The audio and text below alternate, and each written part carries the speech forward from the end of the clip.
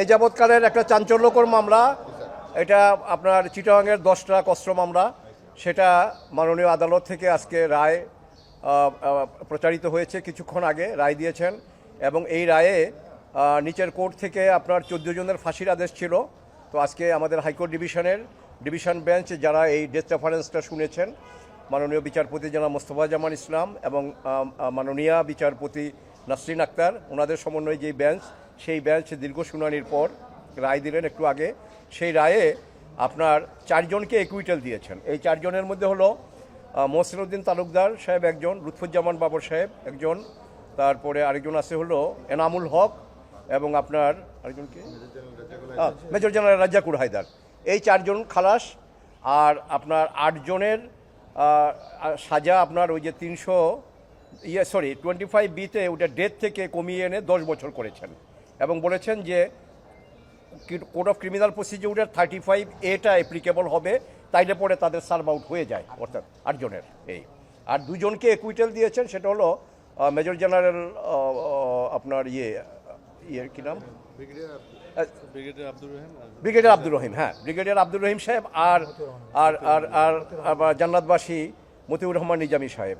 তো মতিউর রহমান নিজামী সাহেবের পক্ষে আমার বক্তব্য ছিল মাননীয় আদালতের কাছে যে এই মামলার এই 3টা পেপার বুক মিলিয়ে যে হাজার হাজার পৃষ্ঠা, তাতে করে কোথাও ওনার এগেনস্টে সামান্যতম একটা not even any iota of evidence ওনার এগেনস্টে নাই। কাজেই উনি যদিও আজকে দুনিয়াতে নাই, কিন্তু ওনার আত্মা শান্তি পাবে যদি আপনার ন্যায় বিচারে তাকে আপনার নির্দোষ সাব্যস্তে খালাস দেওয়া হয়। তো মাননীয় আদালত সমস্ত সাক্ষী প্রমাণ পুঙ্খানুপুঙ্খরূপে উনি নিরীক্ষা করে তারপরে উনি সিদ্ধান্তে আসছেন যে না, তার বিরুদ্ধে কোনো কিছু নাই, তাকে আমরা খালাস দিলাম। There is no evidence against him, তার বিরুদ্ধে কোনো সাক্ষী নাই, তার বিরুদ্ধে কোনো সাক্ষী প্রমাণ পাওয়া যায়নি। আর যাদেরকে খালাস দিয়েছেন তাদের বিরুদ্ধেও কোনো সাক্ষী প্রমাণ পাওয়া যায়নি। আর যাদেরকে সাজা দিয়েছেন তাদেরকে যেহেতু আপনার ডেথ সেন্টেন্স কমিউট শুধু না, এটা মাত্র 10 বছরে এনে দিয়েছেন। এখন পূর্ণাঙ্গ রায় পেলে পরে আমরা দেখতে পারবো যে কোর্টের অবজারভেশন বা কোর্ট কোন কোন পয়েন্ট এখানে ডিসাইড করেছেন। কোর্ট একটা অবজারভেশন দিয়েছে যে রাষ্ট্রপক্ষের পিপি এরা জজমেন্টে এটাও বলেছে যে তারা ঠিকমতো মামলা প্রডিউস করতে পারে এবং তদন্ত কর্মকর্তা যারা ছিল, তদন্ত কর্মকর্তা এই মামলাটায় কি বলেছে কোর্ট? এটা কোর্ট বলেছে যে এই মামলার তদন্তে যথেষ্ট ত্রুটি বিচ্যুতি আছে এবং মামলা শুরু হওয়ার পর থেকে, কারণ আমরা যে জিনিসটা কোর্টের কাছে বারবার নিবেদন করেছি সেটা হলো যে এই অস্ত্রগুলো কোত্থেকে এসেছে, কোথায় যাবে এবং এগুলোর বাহক কারা, এবং এটা যদি স্মাগলিংয়ের মধ্যে আনতে হয়, কারণ আমাদের প্রচলিত আইনে, বাংলাদেশের আইনে এটা এই স্মাগলিং যেটা, সেটা প্রমাণ হতে হলে দেখতে হবে যে কেউ আর্থিকভাবে লাভবান হওয়ার জন্য বা কোনো অর্থের কারণে এই স্মাগলিংটা সাধারণত হয়ে থাকে। কিন্তু এখানে ওই ট্রায়াল জাজ সাহেব ওনার রায়ই উনি দেখছেন যে না, এটা এগুলো পার্শ্ববর্তী কোনো দেশে পাচার করার জন্য এগুলো আনা হয়েছিল। তো কাজেই আমরা এটাই বলার চেষ্টা করেছি এবং এটা আমরা কোর্টের কাছে ন্যায় বিচার পেয়েছি, বিশেষ করে যারা খালাস হয়েছে তাদের বিষয়ে। এবং আপনারা জানেন যে এই মামলায়ও ওই প্রথম একটা চার্জশিট ছিল 2004-এ বা 2005-এ, তারপরে 28 জন সাক্ষী হয়। 28 জন সাক্ষী হওয়ার পরে আবার যখন সরকার পরিবর্তন হলো, তখন আবার এই মামলার তদন্ত এবং বিচারও পরিবর্তন হয়ে গিয়ে তারপরে এইভাবে আপনার একটা মামলায় সমস্ত আসামিদেরকে ফাঁসি, এটা আমার মনে হয় যে আমার ওকালতি জীবনে এটা এটা এটা কমই দেখেছি।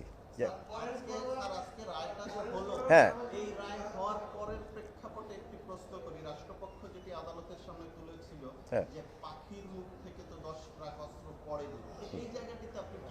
এটা এই জায়গায় আমি বলবো যে হ্যাঁ, এটা ঠিক, পাখির মুখ থেকে পড়েনি, এটা কেউ না কেউ এনেছে। কারা এনেছে সেটা তো রাষ্ট্রপক্ষ তাদের তদন্তে ব্যর্থ হয়েছে প্রমাণ করতে। সাজাটা এটা পূর্ণাঙ্গ রায় না পাইতে আমরা বলতে পারবো না। পূর্ণাঙ্গ রায় কোর্টের পেলে যে যাদেরকে সাজা আপনার মৃত্যুদণ্ড কমিয়ে 10 বছর করা হয়েছে, ও ট্রায়াল কোর্ট সাজা তো আপনার এই যে স্মাগলিং করেছে, যে তারা আপনার এইটা ওই অন্য দেশে পাচার করার জন্য এবং আর্থিকভাবে লাভবান হওয়ার জন্য তারা এই স্মাগলিংটা করেছে। এটা ডেথ রেফারেন্সের রায় হলো। আর আর্মস অ্যাক্টের মামলার ব্যাপারে এই রায়ের ভিতরে কি আছে না আছে এটা আমরা না দেখে, পূর্ণাঙ্গ রায় না পেলে বুঝবো না। হ্যাঁ,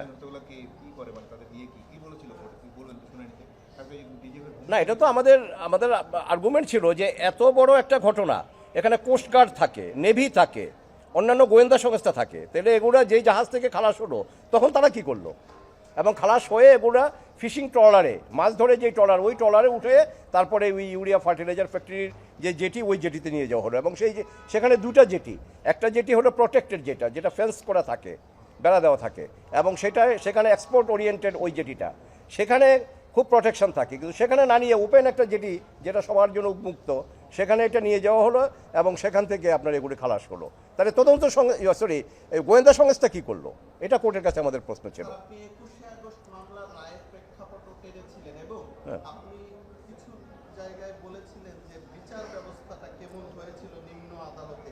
তাহলে কি বলা যায় যে এ ধরনের কয়েকটি বিচারের দ্বারা আমাদের ফৌজদারি বিচার ব্যবস্থাকে আঘাত করা হয়েছে? নিশ্চয়ই, কারণ হলো বিচার যদি সঠিক না হয় তাইলে আইনের বিচার আছে এটা তো বলা যাবে না, আর আইনের বিচার যদি সমাজে না থাকে সমাজ থাকবে না। কাজে আমি আইনের ছাত্র হিসেবে এটুকু বলবো যে বিচার যেন সঠিক হয় এবং সাক্ষী প্রমাণের আলোকে যেন মামলার রায় হয়। এখানে সরকার পরিবর্তনের সাথে সাথে বিচারও যেন পরিবর্তন হয়ে না যায়। স্যার আমি আপনাকে একটু পরেশ বড়ুয়ার মৃত্যুদণ্ড ছিল, ওটা সে তো অ্যাবসকন্ডিং, সে তো আমাদের দেশে নাই। আচ্ছা, সে কোথায় কিভাবে চলে গেছে, কিভাবে তাকে পাঠিয়ে দেওয়া হয়েছে এটা আমরা জানি না।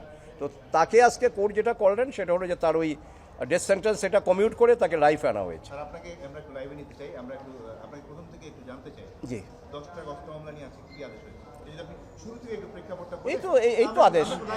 একটা লাইভে আচ্ছা আচ্ছা, একটু যে অবজারভেশনগুলো বললেন, যে অবজারভেশনগুলো দিয়েছে এবং একই সাথে কি রায় হয়েছে পুরোটা একটু বলেন। এখানে রায় যেটা হয়েছে সেটা হলো যে 14 জন আসামি ছিল যাদের মৃত্যুদণ্ড, তার মধ্যে বোধহয় 2 জন অ্যাবসকন্ডিং ছিল আর 12 জন ভিতরে আছে। তো আপনার কন্ডেম সেলে আছে। আজকে মাননীয় আদালত তার রায়ে আপনার 4 জনকে টোটালি একেবারে একুইটাল দিয়েছেন। এই 4 জন হলো লুৎফুজ্জামান বাবর সাহেব, তারপরে আপনার মেজর জেনারেল রাজ্জাকুল হায়দার, আর এনামুল হক ছিলেন ওখানে জিএম সাহেব, আর আরেকজন ছিলেন এমডি, সেটা হলো আপনার মহসিন উদ্দিন তালুকদার। এই 4 জনকে দেওয়া একুইটাল, তাদেরকে খালাস দেওয়া হয়েছে। আর মতিউর রহমান নিজামী সাহেব এবং আপনার প্রয়াত ব্রিগেডিয়ার জেনারেল আব্দুর রহিম, এই 2 জনকেও একুইটাল দিয়েছেন, যে তাদের বিরুদ্ধে কোনো সাক্ষী প্রমাণ পাওয়া যায়নি। আর বাকি যারা আছে তার মধ্যে পরেশ বড়ুয়া, ওনার সেন্টেন্স ওটা আপনার ওই ডেথ থেকে ওটা কমিউট করে ওটাকে লাইফ আনা হয়েছে। আর বাকি যারা তাদেরকে আপনার ডেথ রেফারেন্স রিজেক্ট করে তাদেরকে কমিউট 10 বছরে আনা হয়েছে।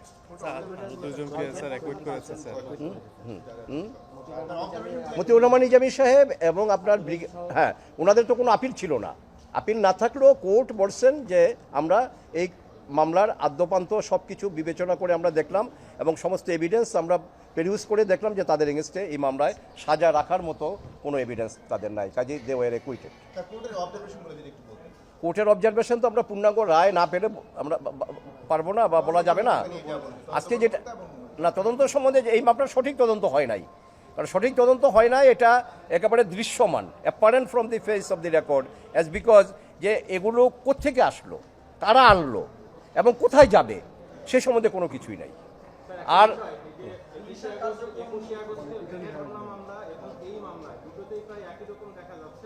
প্রায় সবাই খালাস পেয়ে গেলেন বা সাজা কমানো হলো। মূল অভিযুক্ত কারা, মানে ভিকটিম যারা, তারা বিচার পেলেন না, আবার এইদিকে মূল বিষয়টি বের হলো। এটা করে বিচার বিভাগের প্রতি বা টোটাল তদন্তের প্রতি মানুষের এক ধরনের এখন এই অবিশ্বাস যাতে মানুষের দূর হয়ে যায় তার জন্য আমাদের আগামী দিনে কাজ করতে হবে। আমাদের যে যখন সরকার আসবে সেই সরকার নিরপেক্ষ থাকবে, কোনো তদন্ত বা কোনো আপনার বিচার বিভাগে কেউ হাত দেবে না, এটা আমরা আশা করব। এবং যদি প্রপার তদন্ত না হয়, সঠিক তদন্ত যদি না হয়, আপনার ক্রেডিবল এভিডেন্স যদি কালেক্ট করতে না পারে, তাইলে আলটিমেটলি তো বিচার একটা কোর্টে রায় হতে পারে কিন্তু আলটিমেটলি তো এটা থাকবে না।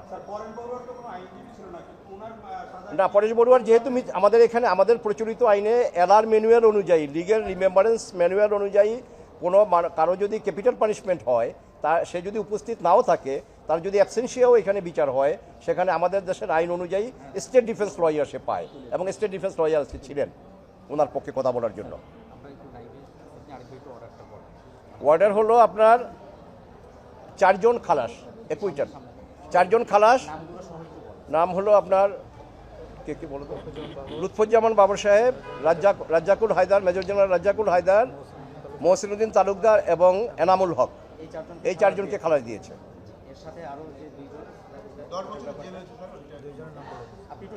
এই 2 জন আর বাকি যে 2 জন সাতজন 10 বছর।